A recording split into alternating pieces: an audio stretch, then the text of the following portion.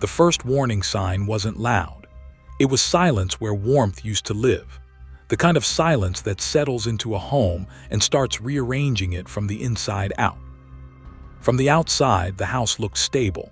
Clean siding, trimmed lawn, family photos arranged with mathematical precision across social media feeds, smiles documented on birthdays, holidays, ordinary afternoons, a portrait of routine happiness repeated so often it felt proven. But routines can become disguises when they are maintained long after the feeling behind them has died.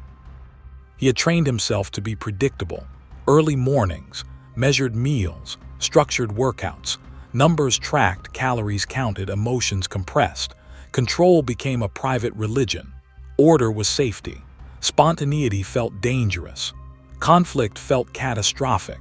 He learned to nod instead of argue, to agree instead of reveal, to swallow resentment until it dissolved into something thicker. People described him as calm, easygoing, low energy, never the loudest person in the room. That kind of personality can hide a storm for years because no one expects thunder from clear skies. Pressure didn't arrive all at once. It layered itself slowly. Financial strain, performance expectations, the quiet humiliation of debt notices, the exhaustion of keeping up appearances. Every unopened envelope became heavier than the last. Every avoided conversation became another brick in an invisible wall.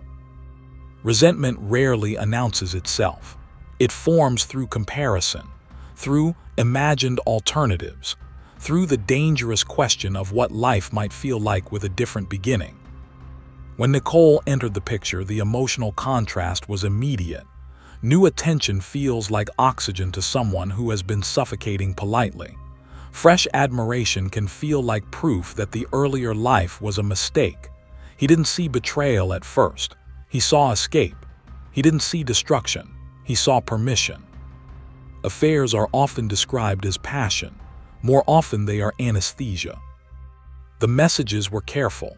The meeting structured, the separation between worlds maintained with mechanical discipline, two realities running in parallel, the family man and the secret self, each one feeding the illusion that the other could be paused without consequence.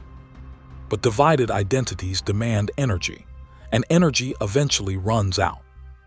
Investigators later reviewed patterns that in hindsight looked obvious: sudden emotional distance, changes in spending behavior, detached body language, a noticeable reduction in spontaneous affection, digital trails growing more complex. None of it looked criminal at the time. It looked like stress.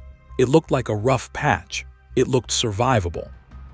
The mind that plans concealment starts practicing justification, not for the act but for the thought. It begins with harmless internal arguments. I deserve happiness. This is temporary. No one needs to be hurt. The brain edits reality until wrongdoing feels like correction. In private moments, he began imagining a reset button, a clean slate, a version of life without debt, without conflict, without emotional obligations pulling in opposite directions. These fantasies did not feel violent. They felt orderly. That is what made them dangerous. Support the channel if you want the full psychological breakdown as this case unfolds piece by piece. Subscribe and stay with the story. The details only get heavier from here. The letter would later become a focal point, not because of its length, not because of its wording, but because of what it revealed between the lines. A document that read less like communication and more like a mind trying to control its own narrative. Investigators don't just read words. They measure emotional temperature. They look for distancing language. They watch for missing accountability. One of the first unsettling facts was the emotional framing. The letter reportedly centered his internal struggle more than the consequences of his actions. That imbalance matters. It shows where the mind was anchored, not on harm done, but on self-perception preserved. Guilt usually speaks outward. Self-protection speaks inward. Those who study offender psychology know this pattern well. When responsibility is filtered through self-image, remorse becomes selective. Pain becomes abstract. Damage becomes secondary. The writer isn't describing tragedy, he is describing discomfort. Another detail stood out: the timing. The letter did not emerge during peak chaos. It appeared after containment, after arrest, after inevitability. When outcomes are sealed, truth often becomes safer to admit, but also easier to reshape. Memory is not a recording device. It is a defense attorney. Inside the home, before everything collapsed, there were small behavioral fractures that never made headlines. Missed emotional cues, forced enthusiasm, delayed responses to distress. The kind of micro-disconnects that only appear meaningful when replayed in reverse. Control had shifted from external order to internal narrative. He wasn't managing life anymore. He was managing the story of himself inside his own head. People assume catastrophic acts come from explosive personalities. Often they come from quiet compartmentalizers, individuals who split reality into sealed rooms and convince themselves the doors will never open at the same time. They always do. The second unsettling fact inside the letter wasn't what was admitted, it was what was minimized. Language reveals priorities. Certain events were described with emotional distance, almost administrative in tone, while personal feelings were expanded with careful detail. That imbalance is not accidental.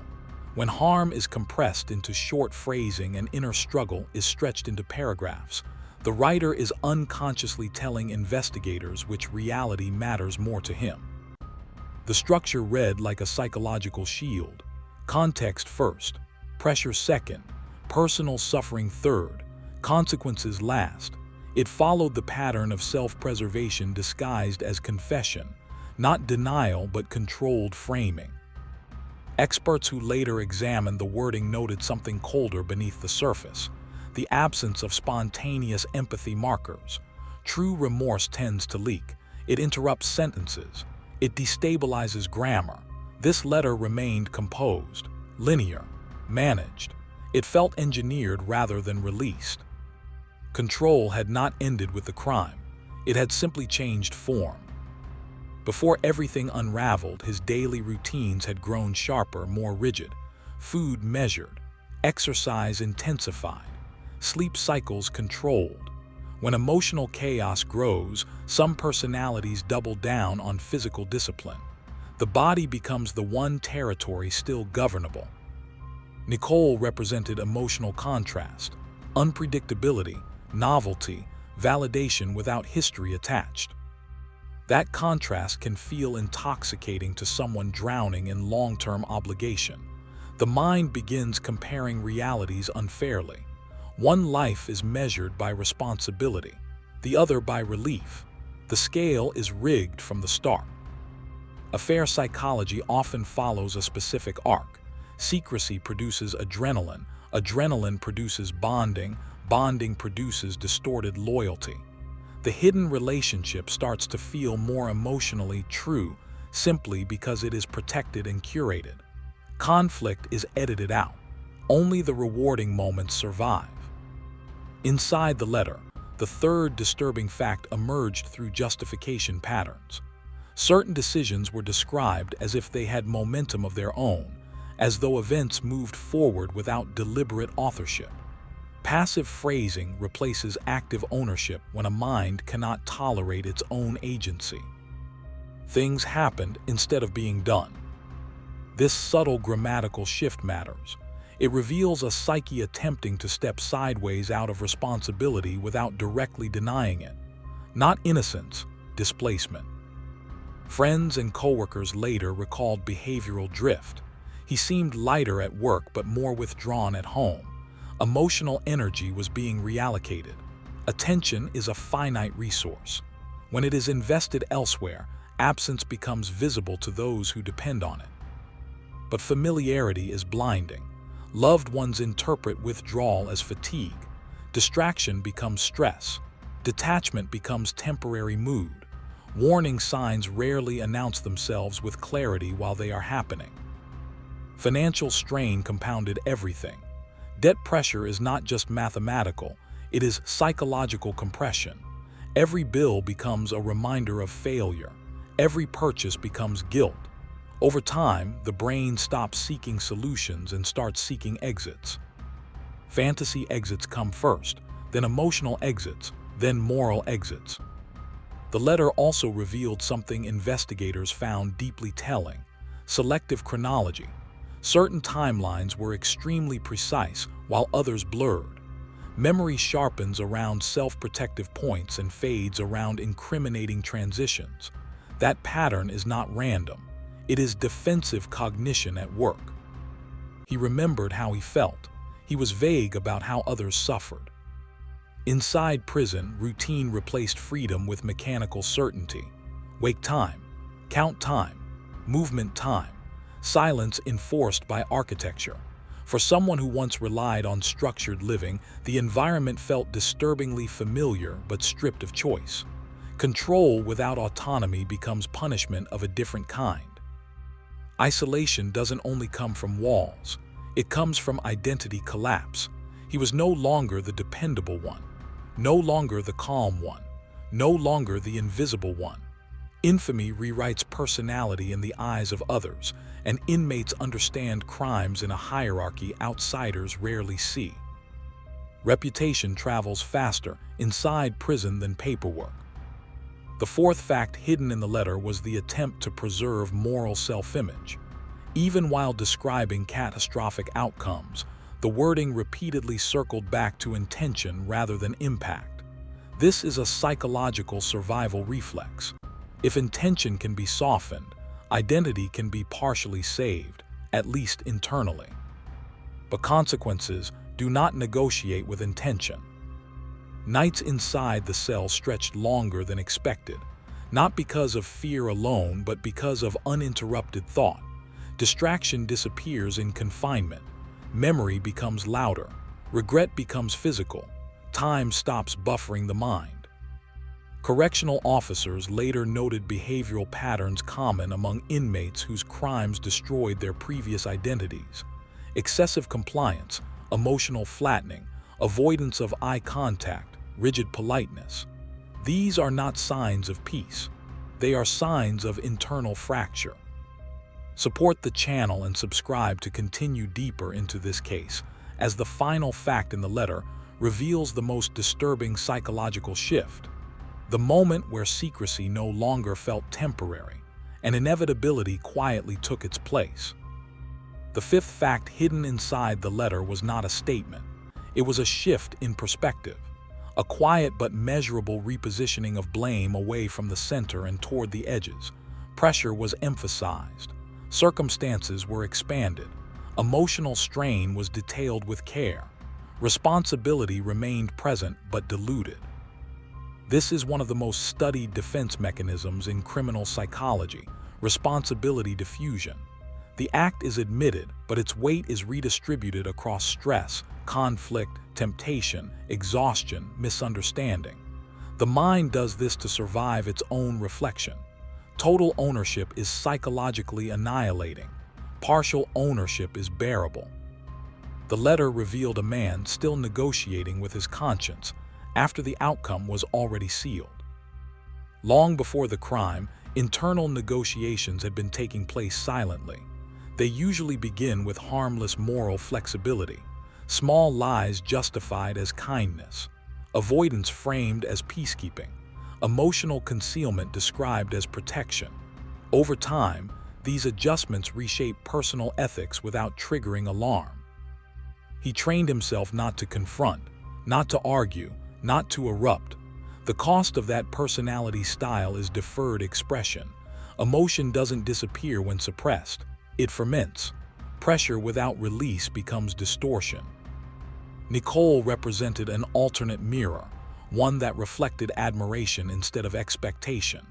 In that mirror, he was not measured by debt, history, or responsibility. He was seen as present, attentive, renewed. That reflection can become addictive when self-worth has eroded elsewhere. The brain, under emotional conflict, begins building parallel moral frameworks, one for the visible world, one for the hidden one. Each framework justifies different behaviors. Each feels valid within its own boundaries.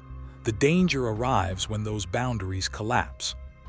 Digital investigators later mapped behavioral timing patterns, message frequency spikes, location overlaps, emotional tone shifts. Human attachment leaves measurable traces even when words are deleted. Secrecy rarely erases rhythm. Inside the house, routine continued like theater after the audience has gone home. Meals prepared, tasks completed, schedules followed, but emotional presence had thinned. Attachment requires attention, and his attention had been rerouted. Emotional neglect rarely looks dramatic, it looks like distraction. There were moments where intervention might have changed the trajectory: honest confrontation, financial transparency, emotional confession. But avoidance had become habit, and habits feel safer than truth when truth threatens identity. The mind that avoids conflict begins to see reality itself as the conflict. The letter's emotional tone also showed something forensic linguists call self-distancing narration, describing personal actions from a psychological step backward, almost like an observer instead of a participant. This creates internal emotional space between the actor and the act. It reduces psychic shock. It also reveals fragmentation. After sentencing, prison stripped away narrative control. Inside, stories are not self-written, they are assigned. Inmates reconstruct each other through rumor and record. Crimes involving family carry a specific stigma, not always loud, often quiet.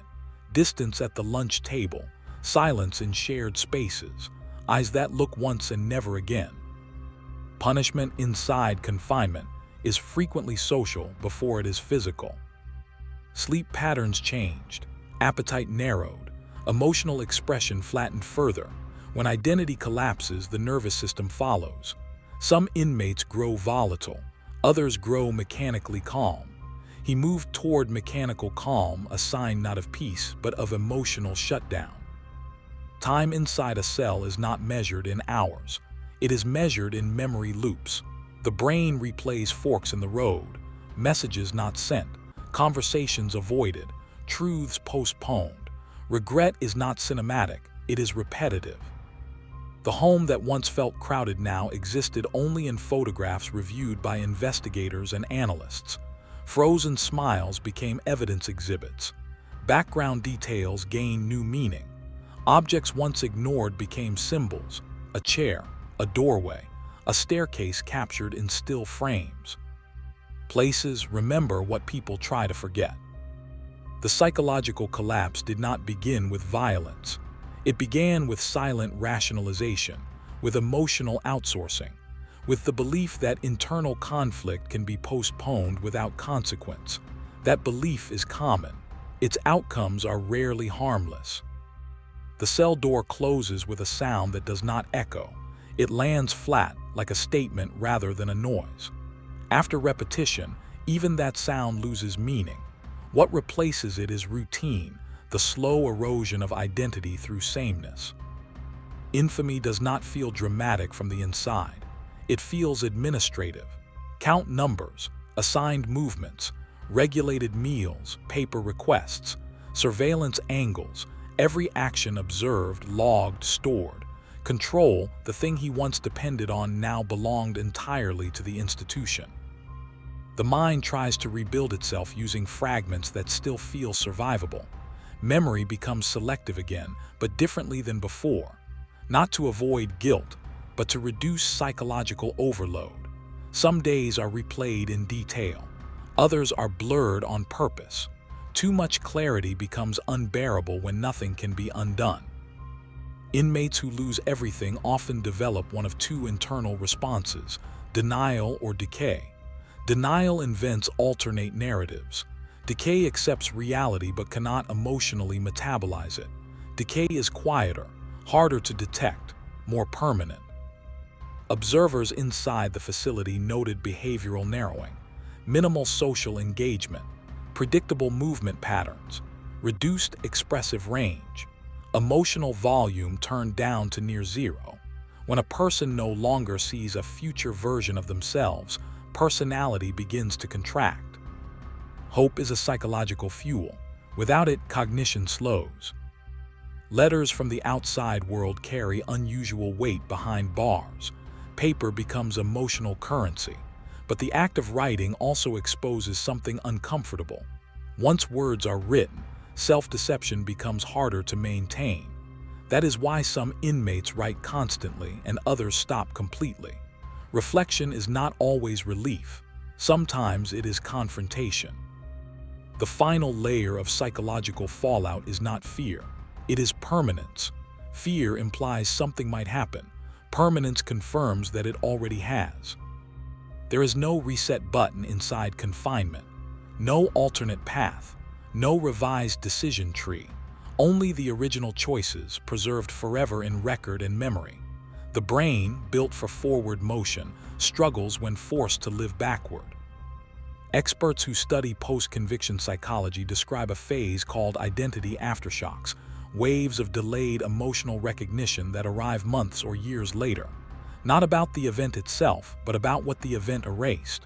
Roles, labels, relationships, future milestones that will never occur. Loss is processed repeatedly because it cannot be completed. Silence inside prison is different from silence inside a home. At home, silence suggests tension. In prison, silence suggests acceptance. Not peace, but surrender to structure. The letter that once attempted to shape perception now exists as evidence of inner fragmentation, not because of what it claimed, but because of what it revealed unintentionally. A mind trying to remain the main character in a story where it had already become the warning. Criminal acts rarely begin with violence. They begin with permitted thoughts, justifications rehearsed privately, resentments left unchallenged, emotional exits chosen instead of honest confrontations. By the time action appears, the internal permission has existed for far longer than anyone realizes. That is what leaves the heaviest aftertaste. The understanding that catastrophe often grows quietly, fed by secrecy, avoidance, and the belief that consequences can be managed later. They cannot. If you want more psychologically deep true crime breakdowns told with this level of immersion, support the channel and subscribe. These stories are not told for spectacle. They are examined so the warning signs are never invisible again.